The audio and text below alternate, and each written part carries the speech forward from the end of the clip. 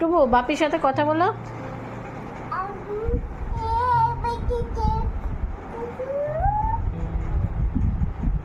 জিজ্ঞেস করো, বাপি তোমার খাওয়া হয়েছে?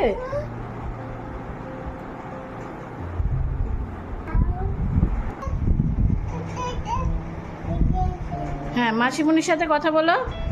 মাসিমণি কথা বলো বাবা। হ্যাঁ বলো দাদা।